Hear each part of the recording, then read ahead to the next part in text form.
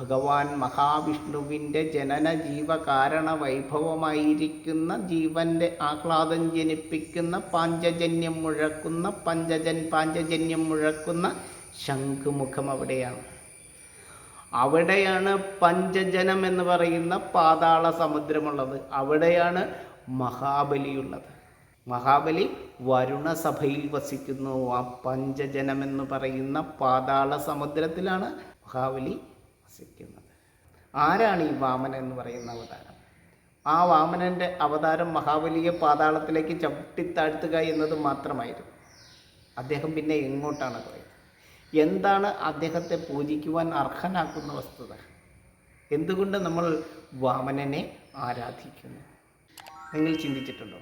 മനുഷ്യരെല്ലാവരും ഒന്നാകുന്ന, കള്ളപ്പറയും ചെറുനാഴിയുമില്ലാത്ത നല്ലൊരു ഓണക്കാലം. പക്ഷേ ഇന്നത്തെ ഓണം വിവാദങ്ങൾ കൊണ്ട് കൊടുമ്പിരിക്കൊള്ളുന്നൊരു ഓണക്കാലമാണ് ഇപ്പോൾ വരുന്നത്. നമുക്ക് മഹാബലിയുടെ കേരള സന്ദർശനം ആഘോഷിക്കണോ അതെയോ വാമനൻ്റെ ജയന്തി ആഘോഷിക്കണോ? തർക്കങ്ങളാണ്. തർക്കങ്ങളും വിതർക്കങ്ങളും കൊണ്ട് ഇന്നത്തെ ഓണക്കാലം മുഖരിതമാണ്. ഇതിൻ്റെ ഒരു അന്ത്യം വേണ്ടേ? ഈ വീഡിയോ ഇതിനൊരു അന്ത്യമാകുമെന്ന് പ്രതീക്ഷയാൽ അവതരിപ്പിക്കുന്നു. കാണുക, ഷെയർ ചെയ്യുക, ഒപ്പം സബ്സ്ക്രൈബ് ചെയ്യുകയും ചെയ്യുക. ഈ അറിവ് ലോകമെല്ലാം അറിയട്ടെ, മനുഷ്യരെല്ലാം അറിയട്ടെ. നമസ്തേ സന്തോഷ് ജി. ഈ നമ്മുടെ ഇപ്പോഴത്തെ കാലഘട്ടത്തിൽ സന്തോഷ് ജി ചരിത്രത്തെക്കുറിച്ചും നമ്മുടെ ആത്മീയതയെക്കുറിച്ചും ഒക്കെ അതിൻ്റെ ശാസ്ത്രീയമായ അടിത്തറയിലൂടെ അനേകം മറുപടികൾ തന്നുകൊണ്ടിരിക്കുന്ന ഒരാളെന്നുള്ള നിലക്ക് അങ്ങയോട് ഇപ്പോഴത്തെ സമയത്ത് വളരെ അത്യാവശ്യമായ ഉത്തരം കിട്ടേണ്ടുന്ന ഒരു ചോദ്യം ചോദിക്കുകയാണ്. ഈ ഓണക്കാലത്ത് വാമനൻ, 5ാമത്തെ അവതാരമായിട്ടുള്ള വാമനൻ ആരാണ്? മഹാബലിയും വാമനനുമായിട്ടുള്ള ബന്ധം എന്താണ്? എന്താണ് ഓണം? ഇപ്പോൾ ഈ കൂട്ടിക്കൊണ്ടിരിക്കുന്ന, ഇപ്പോൾ നടന്നുകൊണ്ടിരിക്കുന്ന ഓണം ആണോ, അങ്ങനെയാണോ ആഘോഷിക്കേണ്ടത്? ഇങ്ങനെയുള്ള കാര്യത്തെക്കുറിച്ച് സാമാന്യ ജനങ്ങൾക്ക് മനസ്സിലാവുന്ന തരത്തിൽ അങ്ങൊരു ഉത്തരം തന്നാൽ വളരെ നന്നായിരുന്നു.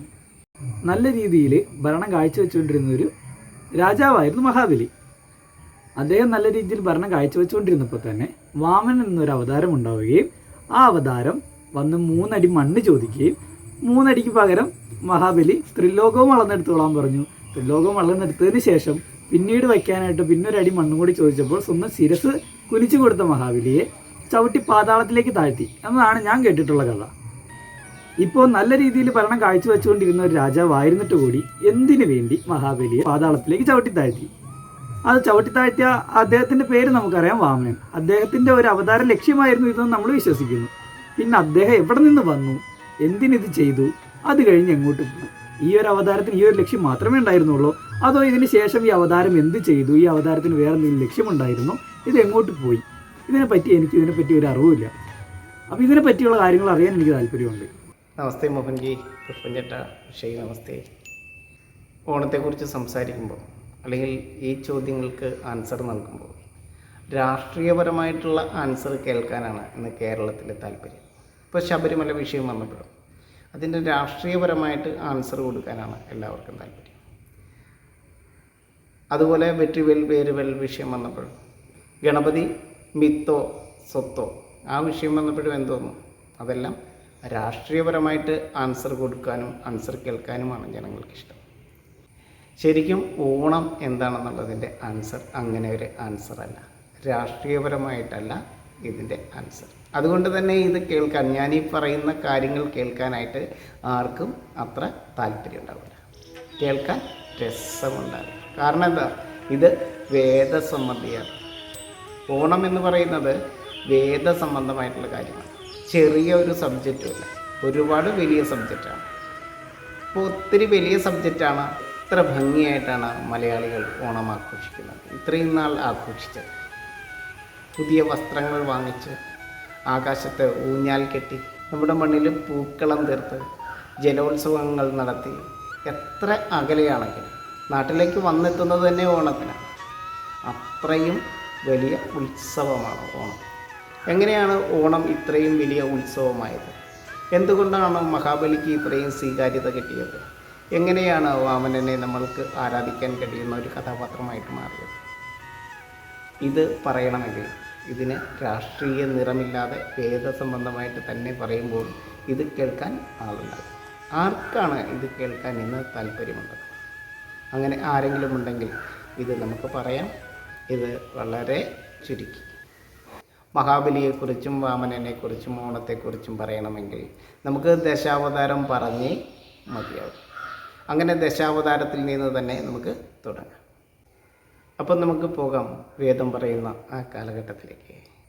നരൻ എന്ന് പറഞ്ഞാൽ വിഷ്ണുവാണ്, വൃക്ഷലോകമാണ്. അപ്പോൾ നരനും എന്താകുന്നു? നാരത്തിൻ്റെ മായ തന്നെയാകുന്നു. ജലത്തിൽ നിന്നാണ് ജീവൻ. ആ ജീവൻ ജലം തന്നെയാകുന്നു. നമ്മൾ ജലത്തിൻ്റെ മായയാകുന്നു എന്ന് ആദ്യം അറിയുക.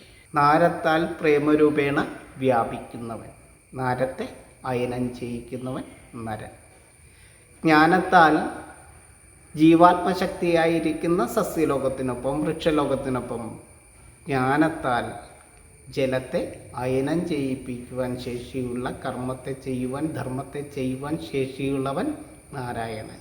അത് നരൻ്റെ അവതാരമാണ്. വൃക്ഷലോകത്തിൻ്റെ ഏറ്റവും വലിയ വൈഭവമാണ്. ജ്ഞാനത്താൽ കർമ്മത്താൽ ജീവാത്മശക്തിയായിരിക്കുന്ന വൃക്ഷലോകത്തിൻ്റെ ജീവനാംശം സ്വീകരിക്കുകയാൽ, അതായത് പൂർണ്ണമായിട്ടും വൈഷ്ണവ അവതാരമാകയാൽ നരൻ നാരായണനാകും. മനുഷ്യൻ വൃക്ഷലോകത്തിനൊപ്പം ചേരുന്നു, പുരുഷൻ വൃക്ഷപ്രകൃതിക്കൊപ്പം ചേരുന്നു. ഇത്രയും പറഞ്ഞു വെച്ചില്ലെങ്കിൽ ബാക്കിയുള്ളത് നിങ്ങൾക്ക് മനസ്സിലാകാനായിട്ട് ഇച്ചിരി ബുദ്ധിമുട്ടുണ്ടാകും. കാരണം അത് അത്രയും എളുപ്പമാക്കാൻ വേണ്ടിയാണ് ഇത് ഞാൻ പറഞ്ഞു വെച്ചത്. ഇനി നമുക്ക് അവതാരങ്ങളിലേക്ക് പോകാം. ജീവാത്മാവായിരിക്കുന്ന ജീവനാംശകാരണനായിരിക്കുന്ന സസ്യലോകത്തിൽ നിന്നും ഏകകോശാവസ്ഥയിൽ നിന്നും മത്സരിച്ച് മതിച്ച് ജന്തുലോകമാകുവാൻ ആദ്യം ശ്രമിച്ചത് മത്സ്യം.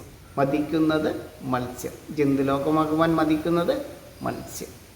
വൈഷ്ണവ ശക്തിയുടെ, ഹരിതലോക ശക്തിയുടെ ഏറ്റവും ആദ്യത്തെ അവതാരം. അതാണ് ഭഗവാന്റെ ആദ്യത്തെ അവതാരം. ഭഗവാൻ എന്ന് പറഞ്ഞാൽ എന്താണ്? വൈകുണ്ഠനാഥനായിരിക്കുന്ന വൈഷ്ണവ ശക്തിയാണ്. ആ വൈഷ്ണവ ശക്തിയുടെ രണ്ടാമത്തെ ഏറ്റവും പ്രധാനപ്പെട്ട അവതാരമാണ് ആ ജലത്തിൽ നിന്നും കരയിലേക്ക് ഉയർന്നു വന്ന കൂർമ്മം ആമ. വൈഷ്ണവ ശക്തിയുടെ മൂന്നാമത്തെ അവതാരം വരാഹം. മൂന്നാമത്തെ അവതാരം വരാഹാവതാരം. ചത്തുപോയ ചതുപ്പായ ഭൂമിയെ ചെളിയിൽ നിന്നും തേറ്റകൊണ്ട് കുത്തി ഉയർത്തി ഭൂഗർഭജലത്തെ സൃഷ്ടിച്ച് ആ ക്ലേയെ, ആ ചെളിയെ തിന്നൊടുക്കി ഭൂമിയെ ജീവസുള്ളതാക്കിയത്, ജീവൻ്റെ രാജധാനിയാക്കിയതാരാണ്?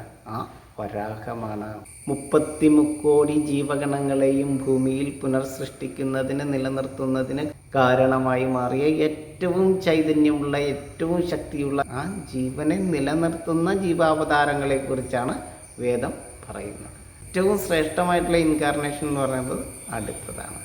ശരിക്കും വൈഷ്ണവ ശക്തിയെ തന്നെ പ്രതിസന്ധിയിലാക്കിയ, ഭൂമിയിൽ ജീവലോകത്തെ തന്നെ പ്രതിസന്ധിയിലാക്കിയ ദൈത്യയുഗം. 12,000 വർഷം നീണ്ടു നിന്ന ഒരു ദൈത്യ പ്രതിസന്ധി.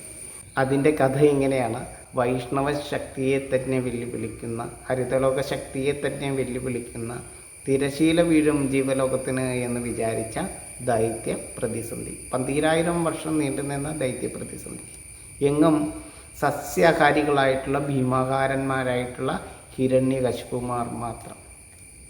ഹരിയുടെ നാമം പോലും എങ്ങും കേൾക്കാനില്ല. ഭൂമിയിൽ നിന്ന് പച്ചനിറം മാഞ്ഞു.